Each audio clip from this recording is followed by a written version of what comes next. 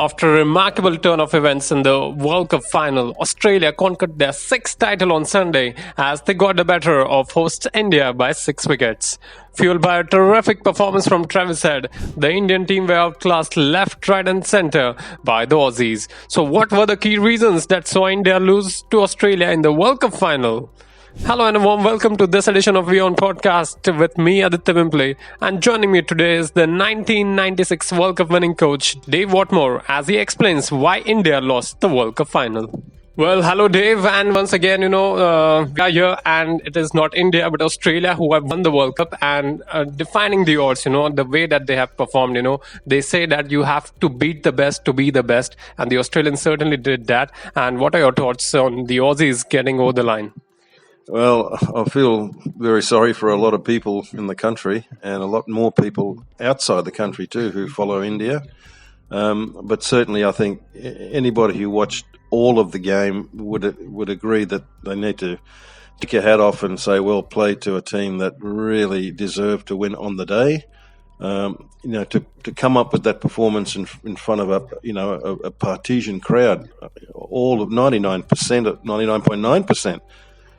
For the home team was a superhuman effort, really, and you need to acknowledge that. And I think they did an extremely good job. Well, you are one of those rarest people who have beaten Australia in a World Cup final back in 1996. So what exactly, you see that the Australians have put up with the plan, India winning 10 on a trot, but the Australians always had a plan A, they always had a plan B as well. So what are the thoughts, as a coach, as a player, when you are in such a situation where you are facing a team again like India and you still end up winning, more importantly, Travis said, what was that extraordinary thing in this team?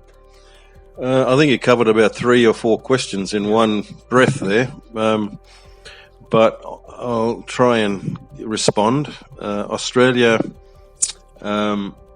certainly did their homework, for sure. They did their homework with field placements right at the beginning of the game, with Rohit Sharma when he was batting and Shubman Gill.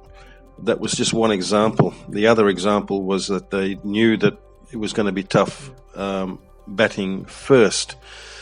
I believe all of the support staff and the coaches came to the ground late the night before to just test out the dew, and it was a lot of dew. So that also played a part in the decision to bat second if you won the toss, in which they did. So the pitch was very difficult to bat on first, and it eased up and was a lot easier to bat on in the second half. And Travis Head, of course, it was his 6th out of 11, and he played unbelievably well, really well, and certainly deserved his Man of the Match award.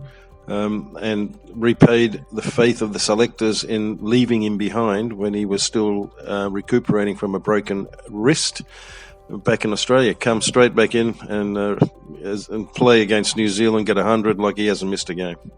Yeah, I guess, but let us come to the bigger point, Pat Cummins impressive with the way that he captained the Australian side, just not in the final, but throughout the tournament. Yesterday we saw, he brought in Mitchell Marsh, Glenn Maxwell, and then it was Travis Head as well, bowling a couple of overs.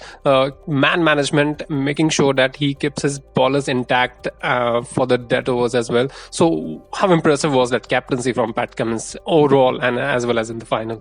Well, Pat's captaincy has improved as the tournament went on. The first 2 games they lost, and there was a lot of criticism about his captaincy, and I think at that stage he'd only captained a handful of games for Australia, and here he is in the World Cup and they've lost the first 2 games, so there was a lot of negative comments against him, but the sort of guy that he is, he kept going, and he led the team that turned it all around in the next for the remaining matches, and it culminated in a wonderful performance both from a tactical and captaincy point of view and from an individual bowling point of view. He did an amazing job. I thought he was the bowler of the game, and I'm very pleased for him because that was against all odds, really. I mean, India were the standout team. They were expected to win. A lot of people, even opposition followers, would tell you that. but it wasn't to be. Oh, before we come to the Indian team, there was a trending topic that was going in the Indian media, of course, that the pitch had some issues. Did you say anything wild on that pitch? Because it was something that the Indian team used to score 300, 350, close to 400, but that didn't happen with them. They just never got going, or was it just an off day for the Indian side? Your thoughts on the pitch? Well, my thoughts wouldn't be anything different to others. I mean, what I saw was a surface that was really difficult to play on. The Indian team, apart from that match against England at Lucknow, which they won anyway, it was a difficult pitch in Lucknow. They only got 230 odd, I think. In this game, they got 240. But every other game, they've been, averaging well over 300. And in this game, they were struggling. They just limped over the line to get 240. So there is, a huge contrast in the way India batted, and it was purely as a result of the difficulty of the surface. Of course, we will now come to the Indian side of things. India, they were brilliant for the first 10 games, and it just mattered the final, and they just completely went off. What was the big concern for this Indian team, and what next for people like Rohit Sharma, who almost forged their legacy as some of the greats of the game, but now they just fell short. So where did it all went wrong for the Indian team yesterday? Well, we just covered it. They weren't able to score enough runs. As simple as that. I mean, and the wicket became a lot easier under lights with a little bit of dew as well. So there are certain pitches around the country that are difficult to bat on early, and then it eases out in the afternoon. But in this particular case, it was really difficult in the first half. And that's it. I mean, but there's no point getting into any emotional things. So that was basically, in my opinion, that's it.